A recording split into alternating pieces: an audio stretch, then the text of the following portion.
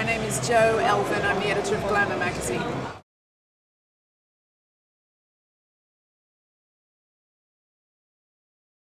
I did not for a second imagine that Glamour would be as successful as it has been.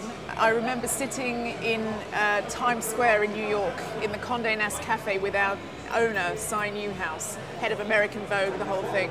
My boss on this side telling me that, and Cy, that we were really hoping to sell 300,000 copies of the first issue. And at that time in Britain, the market leader was selling not very many more than that. So I was just sitting there thinking, right, okay, I better start planning what I'm going to do after the first one comes out and I get fired. So, but it was amazing. It was an amazing success. I think because we had the handbag size and we were the first to launch that in this country, it was the unique selling point we needed to drive curiosity.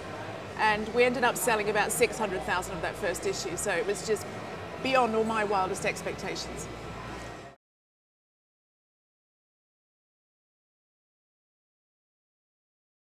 Where that becomes sometimes a tricky navigation sometimes is balancing the interests of your readers and the interests of your advertisers on a magazine.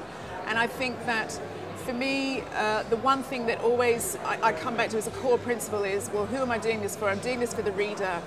And if I'm engaging the reader and attracting the reader, therefore I'm attracting advertisers. So that I always prioritize the needs of the reader, because then I think we have the market and the unique audience that those advertisers will be attracted to.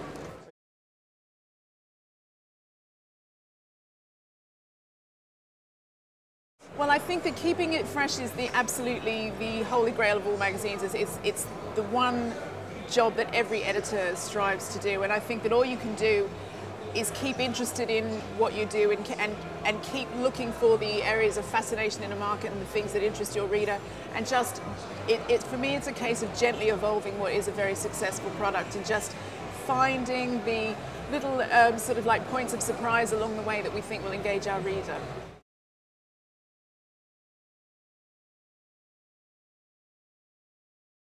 I don't think we've had to change our outlook in the last couple of years, but I think it's certainly made us take stock and really redefine and reevaluate what it is that are our strengths.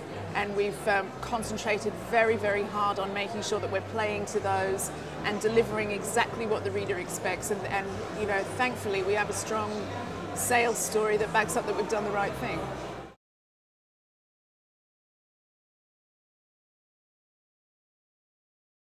Toughest decision I've had to make, if I'm really honest, during all this sort of like doom and gloom economic times, when the company decided to take a view on staff, and all of us as magazines had to make 1 or 2 redundancies, and that was a pretty bleak time, to be honest, and I had to go back to being making cold hard business decisions when there was personal feelings involved, so that was tough.